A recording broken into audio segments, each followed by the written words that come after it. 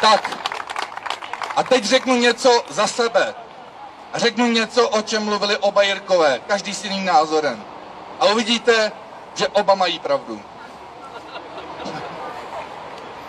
Již v Holešovské výzvě jsem orodoval za vytvoření demokratického hnutí postaveného na principech přímé demokracie, tak jak to říká Jirka Bezák. Takové občanské fórum, o kterém mluvil kdysi vášnivě Václav Havel, ale bez estébáků. Jo, protože víme všichni, že estébáci se do občanského fóra infiltrovali a totálně stočili svým směrem, že? Ale nikdo mě neposlouchal tenkrát v Holešovské výzvě. Nikdo se mě na nic neptal, byl jsem nikdo. Bojovali jsme tenkrát proti zločinecké Nečasově a Kalouskové vládě, ale nakonec jsme uspěli a vláda padla. Stalo se to jinými cestami než demonstrací, ale stál jsem tady v historické středověké zbroji jako blanický rytíř, protože jsem se rozhodl, že blanickí rytíři prostě vyjedou. A že začneme, a že to změníme. No, a co se stalo pak, když ta vláda padla? Lidé šli a zvolili si Sobotku, Babišovo ANO a Okamurův Úsvit.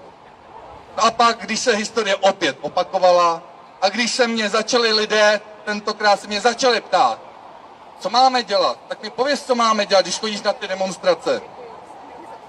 Tak jsem za Sobotkovy vlády to samé opakoval zde, na tomto místě, tady, kde stojím, hluchému 10 000 davu, jásajícímu, zde na Václaváku.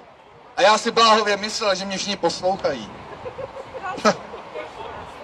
No a pak jsme oblehli 17. listopadu Strakovku, o čem média napsala, že se nestalo. Tam bylo tolik lidí, že se nevešli ani na Klárov, takže nemohli se dostat ani přes most na Klárov, jo. A média napsala, že akce se nekonala, že přišlo 15 lidí. Takové sprostí lži o tom vyprávěli. A Sobotkova vláda ale, vláda zločinu, krátce poté podala demisi. Když se občanské společnosti podařilo Sobotkovu vládu zločinu konečně ukončit, opět jsem na náměstích orodoval za to samé. A čekal, že konečně přijde změna, že mě budou lidé poslouchat. Jenže jsem zjistil, jak moc jsem se opět mýlil. Lidé slepí a hluší, okouzlení mocným hlasem televize, vám zatleskají, skandují, že vám fandí, že máte pravdu, ale přitom vás vůbec neposlouchají. Posloucháte-li mě dneska tady? Je tu někdo, kdo mě poslouchá? Možná ta změna nastala, uvidíme. A tak voliči opět vstoupili do té stejné řeky. Opět do rukou Andreje Bureše Babiše, nebo pod křídla té samé Bakalou a dalšími lobbysty kontrolované opozice, tentokrát pod jiným názvem. SPD třeba. No a nebo volili opět ta samá stará známá zla, jako ODS, ČSSD, KDU-ČSL, TOP 09, KSČM. A jako třešničku na dortu přibylo nové zlo v podobě Sorosovy pirátské strany. No konzum! Právě konzum!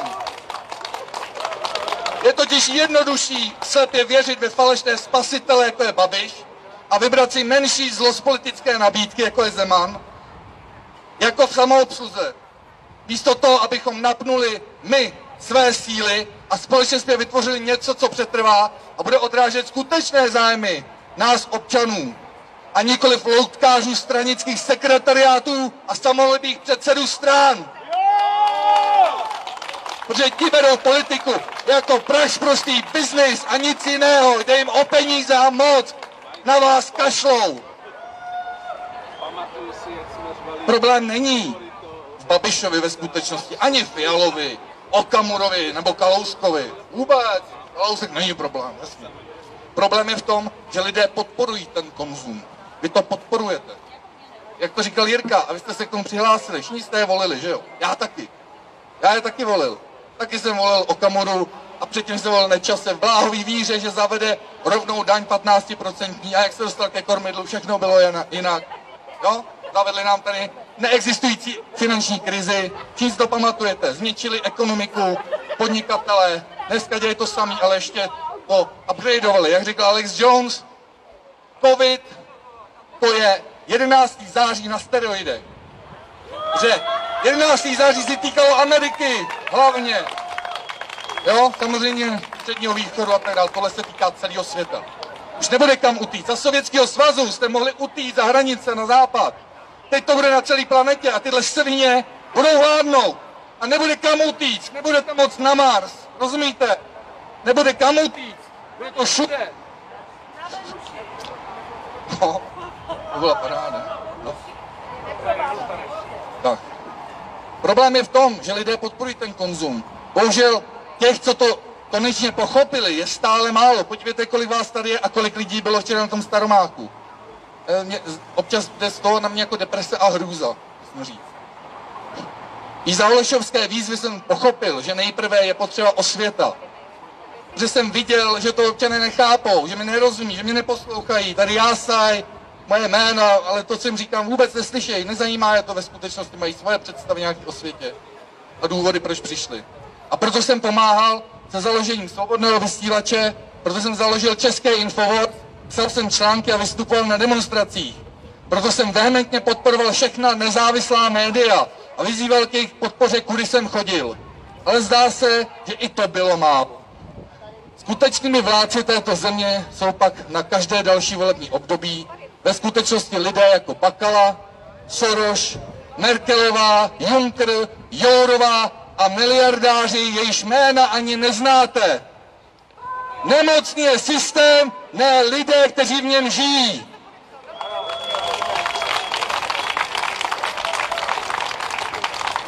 Ale já se na ty spoluobčany, na ty slepé spoluobčany, na ty ovečky, nebo ovčany, jak jim někdo říká, já se na ně nezlobím. Neboť bídné školství, skorumpovaná média a špatný volební systém mohou za tuto agonii, ve které se plátáme již od roku 89. Neschopni jakékoliv akce, se celý národ řítíme do náruče těch samých globálních sil, které tu v historii opakovaně vytvářely podmínky pro hrůzy světových válek, genocidy, holokaustu a vytvářely totalitní kontrolu. Nicméně, mám takový pocit, že ta změna přece jen přijde. Protože už hodně lidí cítí a někteří i ví, že jsme došli na pomyslný konec a že teď jde natvrdo o to, kdo z koho.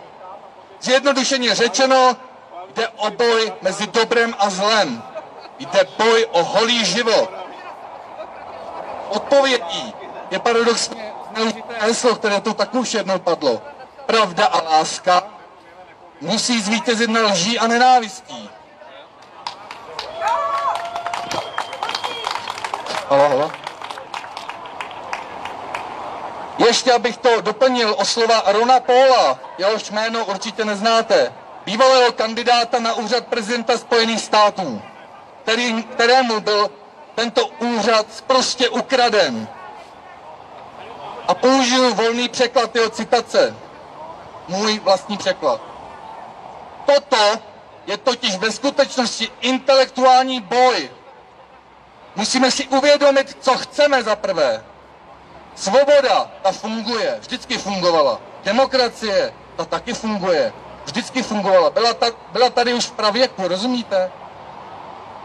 Ale musíme pochopit, že nemůžeme být neustále závislými na někom jiném. A že nemáme žádné právo nutit ostatním, co by měli dělat a co by si hlavně měli myslet. Když totiž budeme chtít použít toto zlaté pravidlo osobních vztahů na domácí, politické i mezinárodní úrovni, tak to, co nechceme, aby ostatní páchali na nás, nesmíme páchat přece my na ostatních. Svoboda totiž končí tam, kde končí svoboda druhých. A občané našeho státu by si především zasloužili mít na české politické scéně takové politické hnutí, které by tento princip respektovalo. Ale takové hnutí tu zatím, opakuji zatím, není a nikdy nebylo. Pojďme, přátelé, a vybudujme od základu, od zelené louky, nové politické občanské hnutí, které půjde do voleb. spojme síly mezi aktivistickými organizacemi, menšími stranami a straničkami, spojme se do jednoho mocného proudu a krok za krokem budujme hnutí s vlastní vnitřní kontrolou a pravidly, které zamezí korupci stranického sekretariátu. Postavme je na principech morálních, na principech přímé demokracie tak, aby mohl každý svým hlasem přispět do diskuze a žádat společenské změny, o kterých se však rozhodne ve vnitrostranickém referendu a které budeme jako jeden muž posléze prosazovat. Pojďme bojovat krok za krokem, hlas po hlasu, vezměme si zpět to, co nám právem patří, naši zem. A potom můžeme udělat to, o čem mluví Černohorský a ukončit